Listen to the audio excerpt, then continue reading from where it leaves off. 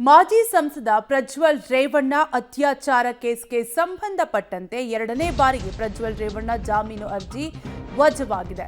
ಮಾಜಿ ಸಂಸದ ಪ್ರಜ್ವಲ್ ರೇವಣ್ಣ ವಿರುದ್ಧ ಅತ್ಯಾಚಾರ ಪ್ರಕರಣಕ್ಕೆ ಸಂಬಂಧಪಟ್ಟಂತೆ ಎರಡನೇ ಬಾರಿಗೆ ಪ್ರಜ್ವಲ್ ರೇವಣ್ಣ ಜಾಮೀನು ಅರ್ಜಿ ವಜಾಗಿದ್ದು, ಜನಪ್ರತಿನಿಧಿಗಳ ವಿಶೇಷ ಕೋರ್ಟ್ನಿಂದ ಪ್ರಜ್ವಲ್ ರೇವಣ್ಣ ಅವರ ಅರ್ಜಿ ವಜಾಗಿದ್ದು, ಜಿಲ್ಲಾ ಪಂಚಾಯತ್ ಸದಸ್ಯೆ ಅತ್ಯಾಚಾರ ಕೇಸ್ನಲ್ಲಿ ಅರ್ಜಿ ಸಲ್ಲಿಸಿದ್ದ ಪ್ರಜ್ವಲ್ ಅರ್ಜಿ ಊರ್ಜಿತ ಅಲ್ಲ ಎಂದು ಜಾಮೀನು ಅರ್ಜಿ ವಜಾ ಮಾಡಲಾಗಿದ್ದು, ಸಿಐಡಿ ಸೈಬರ್ ಸೆಲ್ನಿಂದ ದಾಖಲಾಗಿದ್ದಂತಹ ಪ್ರಕರಣ. ಒಟ್ಟಾರೆಯಾಗಿ ಕಳೆದ ಹಲವು ತಿಂಗಳಿಂದಲೂ ಕೂಡ ಪ್ರಜ್ವಲ್ ರೇವಣ್ಣ ಪರಪ್ಪನ ಅಗ್ರಹಾರದಲ್ಲಿ ಜೈಲು ವಾಸವನ್ನ ಅನುಭವಿಸ್ತಾ ಇದ್ದಾರೆ. ಈಗ ಜಾಮೀನು ಅರ್ಜಿಯನ್ನ ಹಾಕಿದ್ರು. ಆದರೆ ಆ ಜಾಮೀನು ಅರ್ಜಿ ಎರಡನೇ ಬಾರಿಗೆ ಪ್ರಜ್ವಲ್ ರೇವಣ್ಣ ಅವರ ಜಾಮೀನು ಅರ್ಜಿ ವಜಾವಾಗಿದೆ. ಜನಪ್ರತಿನಿಧಿಗಳ ಕೋರ್ಟ್ನಿಂದ ಪ್ರಜ್ವಲ್ ರೇವಣ್ಣ ಅರ್ಜಿ ವಜಾ ಆಗಿದ್ದು, ಜಿಲ್ಲಾ ಪಂಚಾಯತ್ ಸದಸ್ಯೆ ಅತ್ಯಾಚಾರ ಕೇಸ್ನಲ್ಲಿ ಅರ್ಜಿ ಸಲ್ಲಿಸಿದ್ರು ಪ್ರಜ್ವಲ್ ರೇವಣ್ಣ.